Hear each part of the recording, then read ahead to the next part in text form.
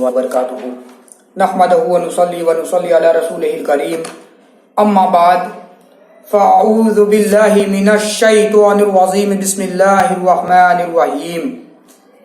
درس نمبر 36 آیت نمبر 53۔ وَإِذْ آتَيْنَا مُوسَى الْكِتَابَ وَالْفُرْقَانَ لَعَلَّكُمْ تَهْتَدُونَ۔ ترجمہ معارف القرآن۔ اور جب کہ دی ہم نے موسیٰ کو کتاب اور حق ناحق کا امتیاز کہ تم لوگ اب راہ راست پر آ جاؤ۔ اور اے یہودیوں، اس سلسلے میں اس واقعے کو یاد کرو جب کہ دی تھی ہم نے کوہ طور پر بلا کر موسیٰ کو کتاب توریت، جس میں ہدایت و ضلالت گمراہی کی تفصیل ہے اور حق ناحق کا امتیاز فرق ہے کہ ابھی تک تم لوگ بھٹکتے رہے ہو تو اب راہ راست پا کر اس پر آ جاؤ۔ آیت نمبر 54۔ وَإِذْ قَالَ مُوسَى لِقَوْمِهِ يَا قَوْمِ إِنَّكُمْ ظَلَمْتُمْ أَنفُسَكُمْ بِاتِّخَاذِكُمُ الْعِجْلَ فَتُوبُوا إِلَى بَارِئِكُمْ فَاقْتُلُوا أَنفُسَكُمْ ذَلِكُمْ خَيْرٌ لَكُمْ عِنْدَ بَارِئِكُمْ فَتَابَ عَلَيْكُمْ إِنَّهُ هُوَ التَّوَّابُ الرَّحِيمُ۔ ترجمہ معارف القرآن۔ اور جب کہ کہا موسیٰ نے اپنی قوم کے لیے کہ اے میری قوم، بے شک تم نے اندھیر کر دیا خود اپنے لیے اپنے بت بنا لینے سے گوشالہ کو، تو متوجہ ہو جاؤ اور اپنے پیدا کرنے والے کی طرح کہ قتل کر ڈالو اپنوں کو، یہ بہتر ہے تمہارے لیے تمہارے پیدا کرنے والے کے نزدیک، پس توبہ قبول فرما لی تمہاری، بے شک وہی توبہ قبول فرمانے والا بخشنے والا ہے۔ تفسیر اشرفی۔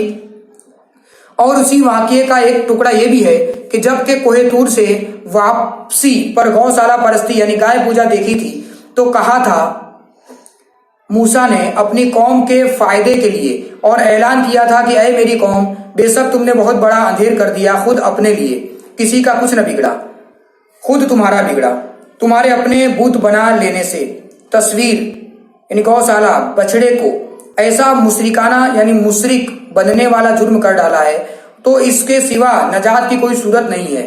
متوجہ ہو جاؤ اپنے پیدا کرنے والے اللہ تعالیٰ کی طرف، سچے دل سے توبہ کرو اور اس کے حکم کے سامنے گردن ڈال دو کہ قتل کر ڈالو اپنے ہاتھ سے تلوار لے کر خود اپنوں کو۔ ہر گوشالہ یعنی پرست گردن جھکا کر کھڑا ہو جائے اور جو اس جرم میں نہ تھا وہ گردن کاٹتا چلا جائے۔ توبہ کا یہ طریقہ رہ گیا ہے جو نہایت بہتر ہے تمہارے لیے، اسی میں تمہارا بھلا ہے، کسی اور دوسرے کے نہیں بلکہ خود تمہارے پیدا کرنے والے اللہ تعالیٰ کے نزدیک، کیونکہ ایمان لانے کے بعد تم گوشالہ پرستی کے سبب مرتد ہو چکے، اور مرتد کی سزا اللہ تعالیٰ کے نزدیک باوجود توبہ کرنے کے ساتھ ساتھ قتل ہے۔ چنانچہ مجرموں نے ایسا ہی کیا اور دو جانب بیٹھ کر گردن جھکا دی اور قتل عام ہوتا رہا، مگر کسی نے سر نہ اٹھایا نہ جنبش ہل چال کی، یہاں تک کہ 70,000 کو ان 12,000 نے جو حضرت ہارون کے ساتھی تھے اور گوشالہ پرستی میں شریک نہ تھے قتل کر ڈالا۔ اس منظر درشیہ سے حضرت موسیٰ و حضرت ہارون کے رحم و کرم سے میں جوش آ گیا، دست بدعا ہوئے، ہاتھ اٹھا کر دعا کی کہ اللہ تعالیٰ اب بچے ہوئے پر رحم فرمائے۔ پس بنی اسرائیل کے اس توبہ کے انداز اور حضرت موسیٰ و ہارون کی دعا کی بدولت وجہ سے توبہ قبول فرما لی تمہاری، اللہ تعالیٰ نے مقتولوں یعنی قتل ہونے والوں کو شہادت کا درجہ بخشا، اور جو بچ گئے انہیں معاف فرما دیا اور بخش دیا۔ بے شک وہی اللہ تعالیٰ توبہ قبول فرمانے والا بخشنے والا ہے۔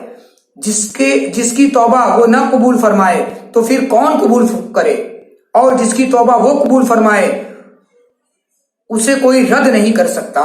صلو علی الحبیب صلی اللہ تعالی علی محمد۔